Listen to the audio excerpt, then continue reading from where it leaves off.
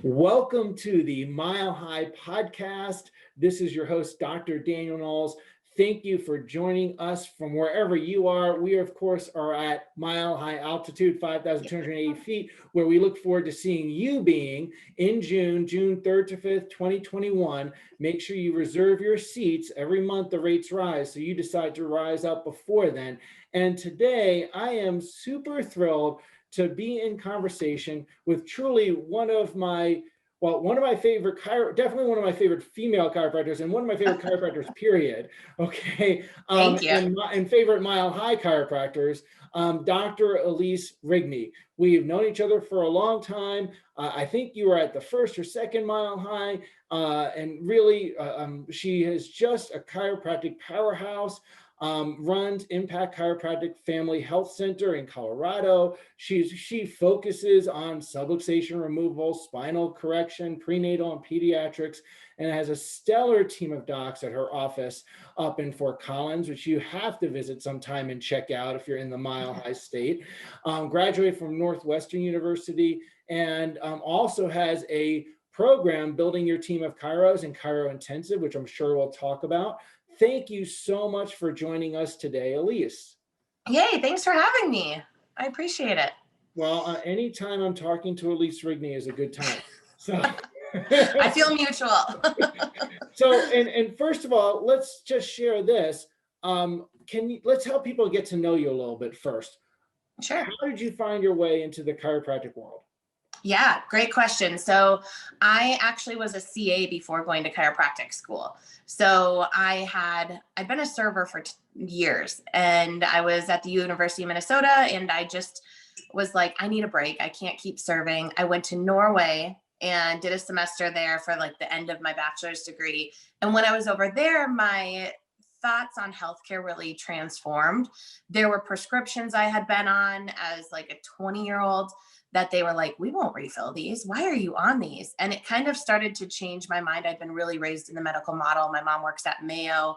And so it started there where like things started to click. Like I need to change things and things, I'm viewing health differently. But then when I got back to the University of Minnesota, I thought I was like, I got to get out of the restaurant industry. I just want an easy desk job. And I got hired at a chiropractic office. And thankfully a vitalistic chiropractic office I had. There were 3 co-owners, all doctors. So I worked under 3 doctors there, and they just helped guide me into chiropractic school at the time. So it was a really smooth transition. But I saw, as a CA, I saw people coming in with, low back pain who had been trying to get pregnant for 10 years. And all of a sudden they start getting adjusted and they were pregnant. And so as a CA, I was like, this is transforming lives. I thought at the time I was going to be a dentist, and I was like, no, I want to work with the whole body. I want to work with the nervous system. And so it was just like a no-brainer. And it was nice to have that leg up going into chiropractic school too, because I had actually done a lot of marketing for them as a CA. So I had like a summer off between bachelor's degree into chiro school, and I worked there were 15 different chiropractic clinics around the Twin Cities metro area. So we would all like combine forces and do big marketing events at some of the big like home shows that were huge. And I would screen and sign people up for all these different offices. So it was nice because I was already communicating chiropractic and selling before even going to chiro school. Cool. Very cool. Yeah. And then how'd you find your way up into FOCO? Rocky and I, so my husband's name is Rocky, you know that, but we just knew we wanted to be in Colorado. And so we actually went down to Texas, did a quick stint down there for my last internship in chiro school, and then a really quick associateship, and then just traveled up, and we were going between Boulder and Fort Collins, and we settled in Fort Collins. So well, good. We love it. Well, yeah, I love Fort Collins, and I love Colorado. And talking about other things that we both love, Mile High, you've been, yes, I think, since the first or second, or first one? Yep, first one. Every Mile High, and you've spoken at many of them. And you're involved in lots of chiropractic programs, as am I. What do you appreciate particularly about Mile High? Yeah, great question. Mile High just has such a community to it, I would say. So I've been involved since the very first one, and it's been really fun to watch it grow. But it's also the time that I only see some chiropractors. So we've got our Wyoming docs coming down, Nebraska docs coming over, and it's like a family reunion at every Mile High. Like so many, I would say you just really feel the love there. Not that it's a comparison between other conferences or anything like that, but like you look around and everyone's hugging each other. We all get together afterwards. It's like, you know how you can go to some of those conferences and you're like, oh, I can't wait to just get to my hotel room and chill and be by myself and whatever, order room service. And at Mile High, it's like, we're closing the bar down together. Like we're in the hotel very appropriately, you know, but like we're all just like together throughout the whole weekend. And I feel like it's just such a high energy, high vibration. And there's just so many benefits to it overall. But for me, it's really like that family, that Chiro fam culture that Mile High has really cultivated over the years. And I love that too. I mean, I love who speaks, and I love looking at who speaks and really being selective about it. But I love the connect. I think the best part is the people and the connection that's there. It makes it's really special. So speaking of that, you have spoken at Mile High multiple years, and you're going to be on stage this year, which I am so grateful. What are you looking forward to about speaking? Yeah, well, thanks for having me back. This year's a little bit different because it's been themed a little more for me. I am covering art of chiropractic, more under that realm, where in the past I've talked more marketing and mindset and leadership. And so my plan is to twist it and kind of have it come from a leadership place too with art, because I have 6 chiropractors. We have 6 chiropractors in our office. And there's something very important about consistency in care for patients. And there's a lot of training that goes into that when you have a multi-doc office. So I'm going to speak on the art of chiropractic from more of a leadership training, patient care standpoint, if that makes sense, or practice member care. And talk about like how you can create an experience for your patients from the second they're laying on the table to the time that they leave with your touch. So, and even with nonverbal communication. So I'm excited about that because it's something that I train my doctors on in our office. And it's something we work on actually at doctors training weekly. And I mean, some of it's going to be common knowledge for you, but you maybe haven't communicated, you know, for the chiropractors attending, I mean, but they maybe haven't had to communicate it with other chiropractors that they're mentoring. So I hope it's a learning opportunity to help chiropractors grow, you know, just grow in their mentorship skills for younger chiropractors, because I think that's something that chiros coming out of school really need. And the more that we can communicate what we do and train other chiros to up their skills in technique, then we're just helping humanity with that, really. Right, right, and I've got to say this because we're friends, we're close friends, and you know when we were putting together the program, and you've helped with Mile High every year, which we're so grateful for. Many years we couldn't have done it without your help.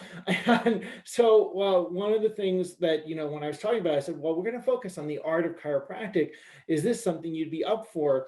You know, is it in your wheelhouse? Because I didn't necessarily know that. And you said something that just amazed me. And you said, well, look, I have 6 associate docs, which I know I'm aware of. But you said, you know, we spend each week an hour and 90 minutes working on analysis and art. And I thought, oh, wow, that's amazing. We don't even do that with art. I mean, we spend a weekly meeting, but it's not necessarily that long. So I was like, wow, this is going to be great for people, because there's a really interesting transition from what you learn in school to a subluxation oriented practice.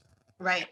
Yeah, absolutely. And I think the big thing is when you're bringing docs into your practice, that you're now giving them permission to be taking care of your people that are in that office. So it's so important to just get our doctors trained where they feel really confident in finding and removing subluxations, and with patient care in general too, with touch, with intention, with grounding, with all of that, everything that goes into the care for the person in front of you. So I think oftentimes we have, you know, docs bring chiropractors into their office as associates or ICs or however they structure that.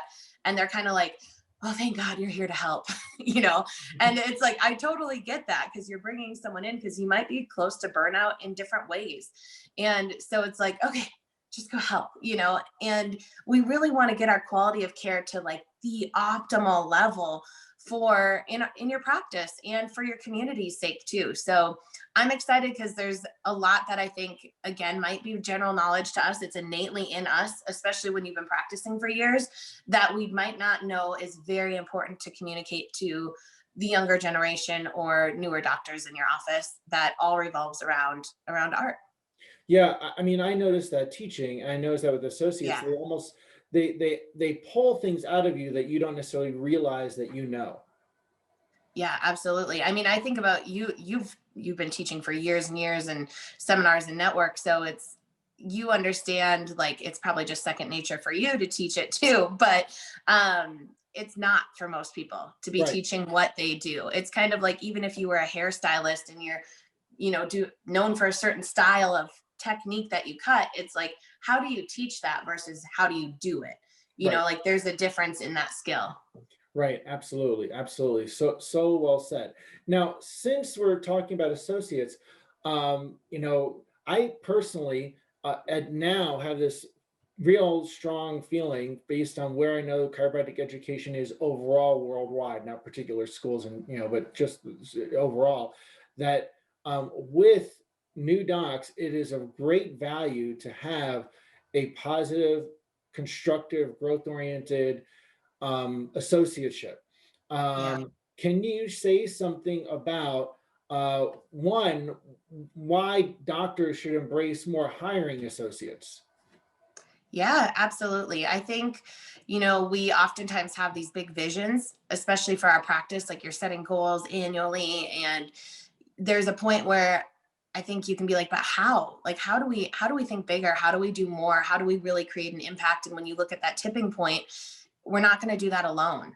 And I think the best thing that we can do is give back by mentoring. And mentoring comes with adding docs into your clinic and trusting them and allowing them to care for the people in your practice as well. So I guess I encourage I run Chiro Intensive, and that's every doc in there. I think every doc except one is adding an associate doctor to their practice this year, at least one. And so what's exciting about that is they're able to help more people. That's what it comes down to. They can help so many more people within those walls of their practice, but yet they are protecting themselves and their physical being too, because sometimes we know when we give and give and give that we can just run dry. And it's nice to create that harmony for yourself, but then also within your practice because your whole team senses it when you're out of harmony and it affects everyone. So I think you're just able to really make a bigger impact. And that's to me what it's all about, but make an impact in the docs that you're bringing into, because I think we've been so used to generations of chiropractors eating their young is the term, and that we hear all the time. And I'm just really passionate about that changing because it does not have to be that way. There can be a complete win-win on both ends, and you can really grow as a leader while you are building other leaders up in the profession too within your practice. Right, absolutely. So much on, and I'll say this because I did not have that point of view for a very long time. I was, you have mentors in chiropractic that influence your thinking. And the thread of people that influenced me, multiple of them, were really of like the ilk of like, if you don't see 1,000 people a week by yourself, you're a failure. Like Yeah. that was kind of the vibe. So I always thought, well, we can do all of this all ourselves. It's two of us. It's not just one of us, is myself and my wife. So we Yeah. can do it all. We don't need anybody. We have a really high capacity to accomplish this. But then I realized at some point that one, I have so much to give that other people need to gain, right? That they're not going Right. to gain from if I don't influence other doctors in terms of how to run an office and so many other things. But then Mhm. also there's other things in my life that I want to enjoy, right? Right. And you can do all that and that's not necessarily be successful in those other areas of life. And people, Absolutely. yeah, people don't necessarily realize that for them. And some people don't necessarily realize that. It's very important. I didn't realize it for a very long time. So, Yeah. yeah. And then working with associates, the other flip side of that, what about what, why new grads or younger doctors, or even maybe people that maybe don't want to run their office themselves, why they should look into an associateship? Oh yeah. I think there's so many benefits to looking for an associateship. And obviously, if you're fresh out of school, it's an opportunity to really learn in real time, which you might have not received that opportunity to its fullest extent. But it's great for someone who maybe wants to be an associate forever, which is totally fine, and have longevity in a company and in a patient base, and create relationships within that practice too, with practice members, and not have to like take the business side, the risk, and sometimes like the stress home with you. It's an opportunity to really still impact and change lives, but not have some of, it is a risk. It's a business risk. It's a financial risk, especially when you're coming straight out of school with the possibility of a load of student debt, that now you're going to go get a business loan and continue that debt. It might be nice to take that opportunity to really learn and be a sponge. But it's the biggest thing is finding the practice and the leader that you want to be surrounded by, because that can either build you up or tear you down. And that's what's challenging, is when I interview chiropractors to add to our team, it's like, I don't want to say horror stories, but sometimes I'm just like, jeepers, like these are doctors, and they're also human beings. And so sometimes I think as owners, we need to take the perspective of the doctors that we're adding, to our practice, whether they have experience or they're coming straight out of school, that they're probably a different generation. So there's going to be different thought processes, different mindsets in regards to work ethic. And we also need to learn how to communicate with a different generation, and take an understanding of where they're coming from. They probably want to be an associate because they want to learn from you. So are we taking the time to teach? Are we taking the time to lead and to mentor and to communicate? And then also the other benefits of being an associate is you might have an opportunity to just buy into that practice too, or start receiving shares and eventually maybe buy out that practice. So you're actually possibly not, or open up more practices with that doctor too. So you might not be taking on as much risk in the beginning, or really for the future, and still have the opportunity for ownership too. So there's so many ways to get creative with it, versus graduating school and being like, I'm either an associate or I'm an owner. And I think sometimes we just get stuck in this, if, this or that mentality, where it's like there's so many opportunities to, if you see yourself as a business person and want to be an owner in the future, that's absolutely a possibility. But that's a conversation to have with the practice that you're going into in the very beginning. So I think expectations are always incredibly important to set up on the owner's part and on the doctor who's coming in part too. If they have, if a doctor's coming into our office and they're like, oh, I want to associate for 3 to 5 years and then eventually open up my own practice, I just always have a real honest conversation with them. And I'm like, I'm excited to be a part of that. And I'm more than happy to help you open up your own practice in the future. All that I ask from you is that we just keep a very transparent conversation going about this. And you let me know timeline wise where we're at, so that I can bring in another doctor and ask you to help train them too. So essentially they're training their replacement. I don't like the word replacement, but you know what I mean? Yeah. As they're heading out, and I can still continue to help them open up their own practice. So I think sometimes we can, as owners, I guess you could say, get into this mindset of like, if they're not with me forever, then I don't want anything to do with it. Like they're only 1 foot in, 1 foot out, like all this mentality of like, yes, when you hire any employee, they're never going to work as hard as you, because it's your practice and it's your baby. So to expect them to be to your level is maybe not the wisest way, thought process behind it, but to expect them to be to 80%, absolutely. Absolutely. Yes, and all of this is so important, and I'm hoping that the people that listening or watching, wherever they're listening or watching, whether it be YouTube or Stitcher or iTunes, are realizing it's how that this expands our mind and Yeah. expands their heart relative to what's possible. Because there's a lot of people in the world, there's a lot of spines distorted, and there's a lot of chiropractors that can impact more lives, or don't get the opportunity to impact as many lives as they could. And if you can be a catalyst to that expanding, you're helping humanity more by, helping bringing in another doctor, or if you as an associate, start working with someone who helps you get off your feet better. Because I know you've heard these stories too, Elise, of like the horror stories of someone who is all passionate, goes out thrilled, not really good in philosophy, science, and art, and they can't run a business. And then like 5 years later, they're doing something else, or Right. and so Yeah. that always devastates me, and I want to see that shift more. And I'd like my people associated with Mile High to have a bigger force for good in that changing. Yeah, absolutely. Yeah. I So, and agree. now another thing, you have been involved in lots of things in chiropractic, in terms of helping others, other parts of the profession, in terms of League of Chiropractic Women and other areas. Right now, what are things that you feel that you are passionate about in terms of that? Yeah, that's a great question. So, 2020 has been an interesting year with trying to stay connected, I would say, within groups.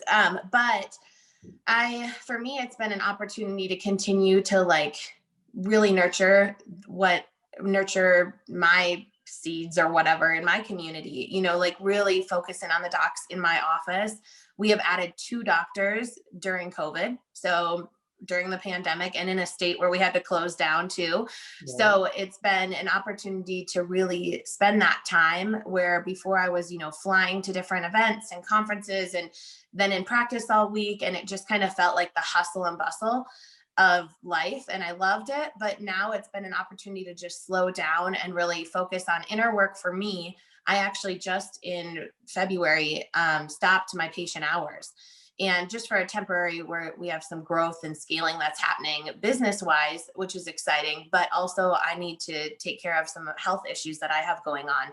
So it's been an opportunity for me to focus on my healing, and so that I don't continue to go and sacrifice, some of my health because of it truly. And then I would say, yeah, I've just been big about within the profession, starting in my own home, if that makes sense. So I have a CA that just started chiropractic school in the fall. I have another CA right now who just got accepted this week to chiropractic school, who's going to be starting in this next fall. And then I have a patient who just graduated in December from chiropractic school. So I feel like I can make a big change in the profession by nurturing and mentoring young people before they're even chiropractors, and then staying connected with them while they're in chiropractic school and helping them along the way of that journey too, to navigate that journey within chiropractic school. And then once they're out, if they work with me or not, but even right now with chiropractors who have started with us young, straight out of school, it's been really fun to be a big part of their experience within as a chiropractor, because going from student to doctor is a huge transition. Yeah. Absolutely huge transition. Yeah. Huge. And I want to ask you about that. First, I'd like you to have a moment, talk about, let's talk about the transition from student to doctor. But before that, can you say a little bit about your Chiro intensive and your building team of Chiros, so people know a little bit? Yeah, absolutely. Absolutely. Thanks for asking. So I started Chiro Intensive, which is a 90-day business mentorship and mastermind that takes place in fourth quarter. And we launched it fourth quarter of 2020. And the reason I chose, well, first of all, I'll say it's called Chiro Intensive for a reason, because it's intensive. It's a lot of work that we do in Q4 in order to prep for just a phenomenal year to follow that hopefully has a lot of relaxation built into it because you did the work in fourth quarter. But with Chiro Intensive, so it's a group of doctors who are ready to grow and scale. So like I said, almost every doctor except one who is married to a chiropractor too, has added or is adding a chiropractor this year to their office. So their goal is to really grow in different ways. With it, I should say, from a business standpoint. So what's cool is I have all different chiropractors in Chiro Intensive. It's not for startups, and it's not quite at the stage of of exit strategy either. It's kind of that in between where you're still growing and scaling, but looking for help along the way. So we do weekly accountability calls. Everyone's in a cohort. And so that was fun. What was fun was because I had like groups of cohorts of different doctors who had some similarities. No one was similar in the stance of like, I do this technique, I do this specialty, I'm cash practice, I'm insurance. It was a great variety of doctors in there, but I had a group that was like $1 million group, their revenues. So the conversations in that group were really exciting. The conversations in the group that were bringing on more team members, even some of them not just associates, bringing in more CAs and learning how to communicate with a larger group within their office was quite exciting too. So it was just different conversations had along the way, but we're really focused on goals in it. So the high level of accountability where we're reporting where we're at on certain goals each week. And then there's 8 modules within it. One of the modules is focused completely on building a team of doctors within your practice. And then others are on debt payoff or wealth building, more of that financial side of things, because there's so many docs coming out with crazy amounts of student loan debt. I paid off my student loans all by myself. I'm a big girl. And I had a really, I think, unique strategy in doing that. And so I share that within Chiro Intensive. And then we do a lot of like getting your standard operating procedures together, hiring, personality, communication work, how to understand your analytics, read your insights, like just business owner type things, I would say. And then we end it with planning the next year in projections. So where we set goals and stretch goals on certain numbers within the office, and then also talk about how to plan and handle that annual team meeting so that you go to that annual team meeting in December completely prepared with your team, with their KPIs for the year, with how you're going to celebrate when you meet certain numbers or projections too. And then you plan your whole marketing calendar for the following year. So it's a lot, it's intensive, but it's what I found for me is the way I'm like a work hard, play hard. And so I can work really hard in one quarter so that I can play hard the other 3 quarters. Wow. So that's how Chiro Intensive is. So I've had a lot of docs reaching out to me after Chiro Intensive, like, oh, I really need this help. I have a doctor that I want to bring in, or I need to add an associate soon, or I need to, like some of these doctors have gone through like multiple associates and they're like, I'm not sure what's going, what I'm doing wrong or how I can improve. And instead of continuing to like just answer DMs, which isn't going to fully help them, I created the program Building Your Team of Chiropractors, which is self-led online program. So there's nothing as far as like a continual coaching program or anything like that with it. You can completely do it as you need to, go back to it as you want, but it goes through adding doctors to your team from the very beginning of like how to shift your mindset and how to change expectations and what to change your expectations to, what that looks like. And then the whole hiring process, which is really in depth, honestly. What I see in chiropractic is oftentimes it's like chiropractors like, I'm moving to your area. Are you hiring? And you're like, sure, like someone's moving here, I better take advantage of this. And it's not really going through the groundwork of like the necessity of who you need, what type of chiropractor, your ideal chiropractor avatar really to have in your office. So we work through all of that. And then we talk about how to write ad copy for the specific doctor that you're looking for, and then the whole process. But again, that's where I see we almost put more effort into hiring CAs than we do chiropractors. And that's just, I'm generalizing with that, but that is what I see. So this makes you put a lot more effort into it, and then effort into training. So I give in the program, like all the contracts, all the general terms, the training schedules, all of that. So you have it and can modify it as needed. But I also set up chiropractors quite differently financially speaking than I've ever seen done before. And I really got the model from attorneys and accountants. And so I walk through that. And then I walk through like probationary period, what that looks like with a chiropractor, training period, what that looks like for a chiropractor, how long that is, and then when they sign the contract. So my recommendation is usually not even having them sign the contract until they're 9 months in and are fully trained. And you're seeing an ROI. So you have numbers and KPIs that they need to meet before they even sign the contract within your office. So then I walk through like KPI meetings and all of that too, and some benchmarks for numbers there for chiropractors. So it's really like a turnkey packaged program for building your team of chiropractors. And that's what it goes through, versus Chiro Intensive is more of that mentorship and accountability for 90 days. Wow. So that's the difference between the programs. Yeah. That all sounds awesome. And I also had the experience of that. If I look outside the chiropractic profession to accountants or lawyers, I get very different and very valuable answers. So Yeah, from for a you. business standpoint. Yeah, and other professionals outside our chiropractic bubble. So I mean, and I got to hear as I heard you listen to that, I know I need to get in on that. So how do people get in on either of those? Sure. Well, so I have a link in my bio on Instagram. So my Instagram is at dr.elise.rigney. And that's probably the easiest way, or you can message me on Facebook. I've been posting about it on Facebook because it is $500 off of the program until February 15th. And then after that, it will stay at its price of $29.95. So that's the best way to go about it, but you can purchase it online. You get access right away to the program. And if there's any other content that you would like created for it, don't be afraid to reach out to me. I've let every doctor know who's purchased the program. Like if there's anything you need expanded information on, let me know, because I'm constantly open to, I want the doctors who purchase that program to feel like they are 110% confident moving forward with adding doctors to their team. And so, yeah, I'm happy to always expand upon anything that a doctor would like more information on. Outstanding, outstanding. That's so great. And I hope we'll put information about it in the liner notes of the podcast. So I hope people Thank you. take you up on that, and especially that deadline, which is, you said, the 15th of February. Yep. Great Valentine's Day gift for yourself. There you go. Or your spouse that's a chiropractor.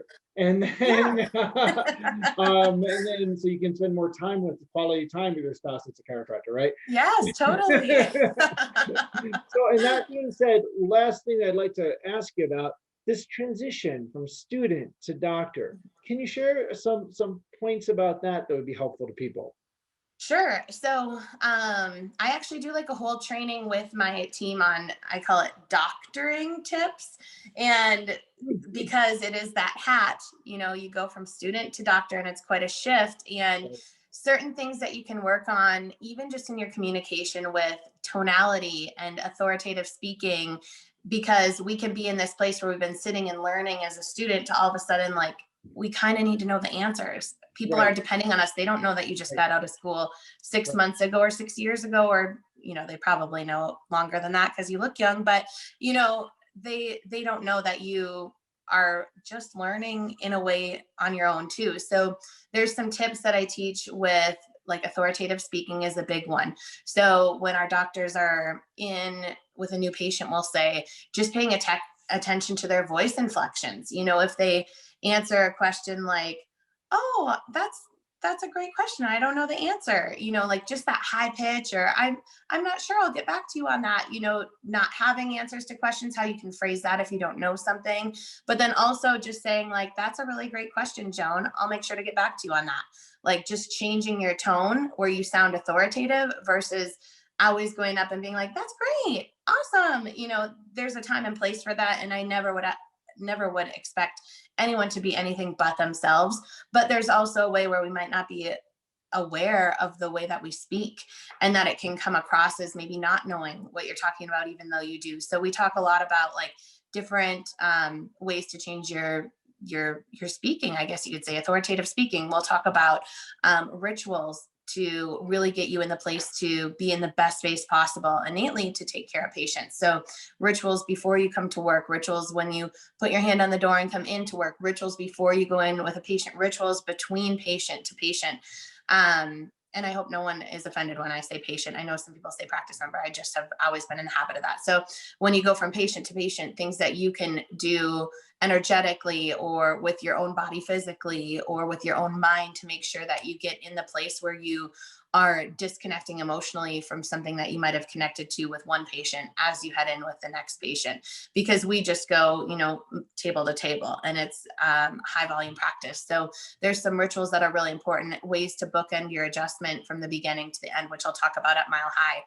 And that creates consistency and also trust with the patient in front of you, because they know that you've been trained by the doctors that they have been seeing within the office, versus doing like your own thing, which sometimes if we don't give direction to our new docs on our team, they will just do their own thing, and with good intentions when they do their own thing. But so we'll talk about rituals going from student to doctor, and foresighting like even your conversation, because sometimes that's something that newer doctors aren't used to, is how to lay out all the expectations for the patient ahead of time so they know exactly what they're getting into, instead of sometimes I think coming from the student mindset, you can be like afraid to say something, like whether it's maybe frequency, or if a patient is coming in and they don't realize like we do long-term care plans here, having that conversation right away in the beginning and letting them know like with us, we're a corrective care office, so we are going to be seeing you multiple times a week for the future, and versus just acting like, oh, I'm going to drop a bomb on them in the doctor's report. So being able to feel confident having those conversations up front so a patient never feels misled too is really important. Right. So there's lots of different tips with just like building your confidence as a doctor, obviously with technique too, but a lot of that requires, in my personal opinion, a lot of training with technique and adjustments. But I think there's a lot of training you can do on your own with communication and mindset too. So we often like will record my training so that docs can go and learn the way that they learn, whether it's like kinesthetically, auditory, visually. So when they're driving to work, they can listen to recordings of my doctoring tips. So there's just different ways to start to shift. And I visually will like have them look at like student to doctor and stepping into new shoes and a new hat, and like literally like changing your outfit in your mind to now embody what you would want, who you would want taking care of your family members in front of you. Yes, and seriously, we use that term all the time with our associates, is doctoring. It's like, well, you have to talk about chiropractic not the way you do in a technique club in school. It's Yeah. different, and Yeah. so you've got to change. You got to put on a different set of pants and a different hat, right? than Totally. you usually do. So this is really. I know people, they're going to get a lot out of this podcast from everything you just shared. I know I did. And I will tell you seriously, you will get even more, because Elise is super knowledgeable in this area from her building your team of chiros and chiro intensive programs. So you should look her up on Instagram to get that. And I know you'll get even more from her when she's at Mile High 2021, where you will be too in June, when you decide that it's time to rise up yourself and your team and bring them all to Mile High. Is there any last thing you'd like to share with everybody today, Elise? I think the biggest thing is please come to Mile High, because I will actually like give you content that you can bring into your practice. So my biggest goal is that what I provide is worth your ticket price into Mile High, and then everyone else's added bonus who's speaking on that stage for you. I want you to feel like you can. Oftentimes, I know you can go to seminars and conferences and feel like the rah, or feel like you heard everything that sounds great, but you need to buy a program to be able to implement any of it. And I'm really going to provide content and strategies and trainings that you can bring back and bring to your future team of docs too. So I hope that encourages you to hit the purchase button on your ticket for Mile High, because it is completely worth all the value that you're going to get from all the speakers while you're there too. And it's an incredible time. So that's the biggest thing I wanted to share. Plus the love, plus the community. Plus the community. Yes, absolutely. And you have access to doctors. The doctors who are speaking on the stage hang around too.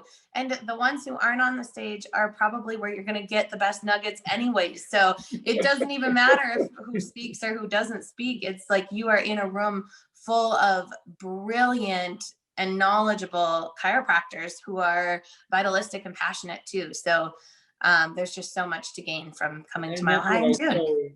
That's what I so love about it. So, and I'm psyched that people get to see you on stage. So everybody rise up, be at Mile High 2021. Mile High comes early this year, kind of like when Christmas comes early. It's in June. And we look forward to look forward to seeing you there, milehighchiroregistration.com. And remember to hit subscribe. You never want to miss any Mile High tech. Dr. Elise, thank you so much for taking the time to share today. Thanks for having me.